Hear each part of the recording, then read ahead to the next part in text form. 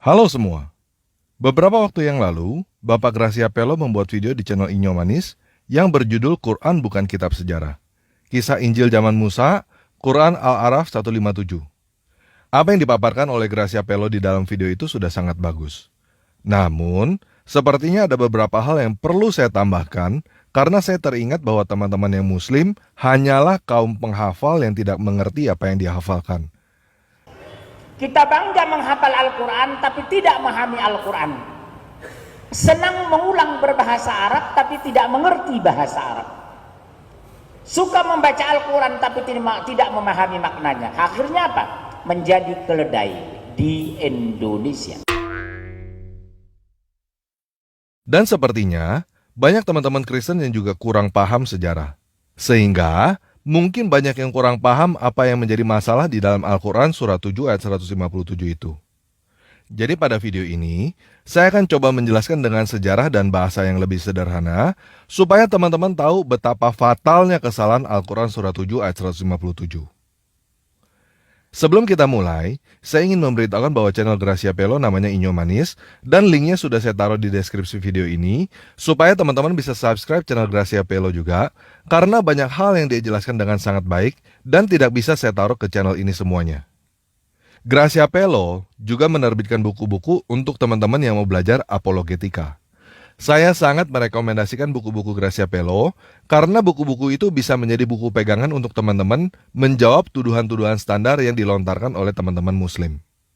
Jadi, teman-teman silakan beli buku-buku karya Gracia Pelo dan subscribe channel Inyo Manis setelah nonton video ini ya.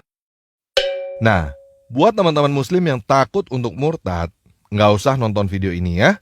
Karena jika kamu menonton video ini, kamu akan menjadi sadar dan melihat dengan jelas bahwa Al-Quran tidak mungkin wahyu dari Tuhan.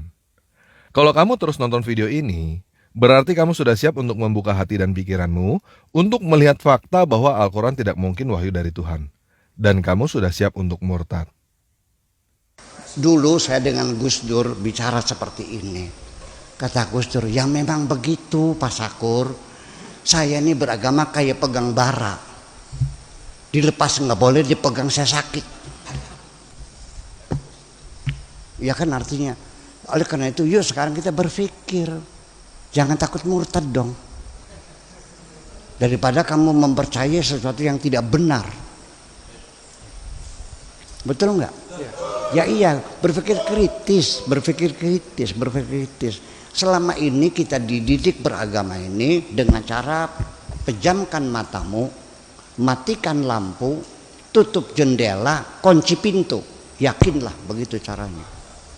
Selama ini kan begitu. Pokoknya kan begitu. Yuk kita berbicara rasional. Bagaimana? Kamu mau terus menghafal apa yang kamu tidak mengerti dan hidup di dalam dusta? Atau kamu mau melihat kebenaran dan keluar dari Islam? Kalau kamu mau terus hidup di dalam dusta tanpa mengetahui kebenaran, silakan tutup video ini sekarang ya. Karena setelah lagu pembukaan video ini, hati dan pikiranmu akan siap untuk menerima kebenaran dan keluar dari Islam. Oke, kita mulai aja ya.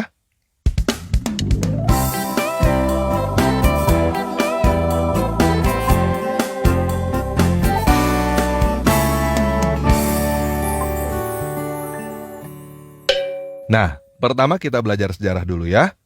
Perhitungan tahun Masehi yang kita gunakan adalah tahun Mesias. Artinya, tahun yang dihitung sejak kelahiran Yesus Kristus Sang Mesias. Jadi, peristiwa Yesus disalibkan dan bangkit dari kematian terjadi pada tahun 30-an.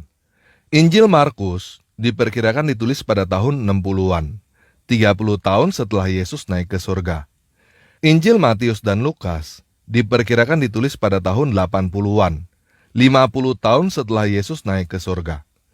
Injil Yohanes diperkirakan ditulis pada tahun 90-an, 60 tahun setelah Yesus naik ke surga. Yohanes adalah murid Yesus yang paling terakhir meninggal, dan dia adalah saksi mata atas segala peristiwa yang terjadi pada Yesus. Jadi, Injil Matius, Markus, dan Lukas sudah beredar di kalangan gereja ketika Yohanes masih hidup. Jika ada kesaksian yang keliru, sudah pasti Yohanes akan menulis surat atau buku kepada gereja-gereja pada saat itu yang isinya adalah bantahan atas buku-buku yang ada. Kenyataannya, Yohanes tidak membantah kesaksian yang tertulis pada buku-buku itu. Dia bahkan menegaskannya pada buku Injil Yohanes yang dia tulis, supaya gereja-gereja lebih memahami apa yang disampaikan di dalam buku-buku Injil yang lainnya. Nah, biasanya teman-teman yang Muslim bertanya, mana Injil Yesus yang asli? Jadi sekarang saya mau memberikan jawaban kepada teman-teman yang Muslim begini. Yesus bukan tukang jualan buku yang turun gedebuk dari langit. Dan Injil bukan kata yang berasal dari bahasa Arab. Kata Injil berasal dari bahasa Yunani Evangelion yang diserap ke dalam bahasa Arab. Eu artinya baik. Angelion artinya adalah berita atau kabar. Angelos artinya adalah pembawa berita atau pembawa kabar. Bahasa Ibrani Angelos adalah Malaki yang diserap ke dalam bahasa Arab lalu ke bahasa Indonesia menjadi malaikat. Kata Angelos ini juga yang diserap ke dalam bahasa Inggris angel. Jadi, Evangelion atau Injil itu artinya adalah berita baik atau kabar baik. Bukan judul buku yang turun gedebuk dari langit yang tidak seorang pun tahu apa artinya. Nah, apa Injilnya? Apa kabar baiknya? Kabar baiknya adalah Yesus Kristus bangkit dari kematian dan naik ke sorga untuk mempersiapkan tempat bagi orang-orang yang percaya kepada Dia. Injil Matius, Markus, Lukas, Yohanes adalah buku-buku kesaksian tentang kabar baik itu. Bahasa zaman sekarangnya, Matius, Markus, Lukas, Yohanes adalah buku-buku biografi tentang Yesus Kristus, sang kabar baik itu. Kenapa ada 4? Karena ada 4 orang yang menulis dengan sudut pandang kesaksian yang berbeda. Kesaksian 1 orang bisa dipertanyakan. Kesaksian 2 orang lebih kuat. Ini ada 4 orang yang menulis dengan sudut pandang yang berbeda, supaya kamu yakin bahwa kesaksian ini adalah benar. Ada 4 orang yang menulis kesaksian, berarti kesaksian itu sudah sangat kuat.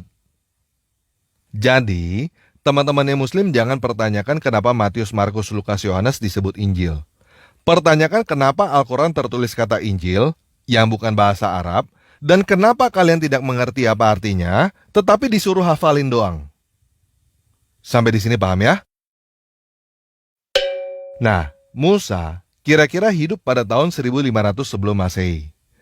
Jadi, ada jarak 1500 tahun antara Musa dengan Yesus. Kalau teman-teman yang Muslim sulit membayangkan berapa lama 1500 tahun itu, sekarang tahun 2020. Muhammad kira-kira hidup pada tahun 600-an. Jadi, jarak antara kamu dengan Muhammad adalah 1400 tahun. Jarak antara Musa dengan Yesus lebih jauh daripada jarak antara kamu dengan Muhammad. Nah, Musa adalah anak Amran dari suku Lewi, keturunan Israel. Musa mempunyai abang yang bernama Harun dan kakak perempuan yang bernama Miriam. Teman-teman yang Muslim perhatikan nama Miriam ya di situ ya. Teman-teman jangan sangka bahwa Miriam ini adalah Maria ibunya Yesus. Namanya memang mirip, tetapi Miriam dan Maria ibu Yesus bukan orang yang sama. Mereka berjarak 1500 tahun. Oke? Yang disebut dengan Torah atau Taurat adalah 5 buku pertama dari 39 buku yang ada di dalam Perjanjian Lama di dalam Alkitab. Arti kata Torah adalah hukum atau petunjuk. Di dalam Torah ada cerita tentang Musa. Dan tidak semuanya ditulis oleh Musa. Sampai di sini paham ya? Nah, jadi sekarang kita udah paham. Di sini, kira-kira pada tahun 1500 sebelum Masehi, ada Musa, Harun, dan Miriam di dalam buku-buku yang teman-teman kenal dengan nama Taurat. Setelah 1500 tahun, di sini, pada abad pertama, ada Yesus di dalam buku-buku yang teman-teman kenal dengan namanya Injil. Kemudian, 600 tahun setelah Yesus, ada Muhammad dengan Al-Quran. Dan sekarang, ada kalian pada tahun 2000-an. Jelas ya? Nah, yuk sekarang kita baca Al-Quran surah 7 ayat 148 sampai 157, terjemahan Kementerian Agama Republik Indonesia. Dan kaum Musa, setelah kepergian dalam kurung Musa ke Gunung Sinai, mereka membuat patung anak sapi yang bertubuh dan dapat melenguh, dalam kurung bersuara, dari perhiasan dalam kurung emas.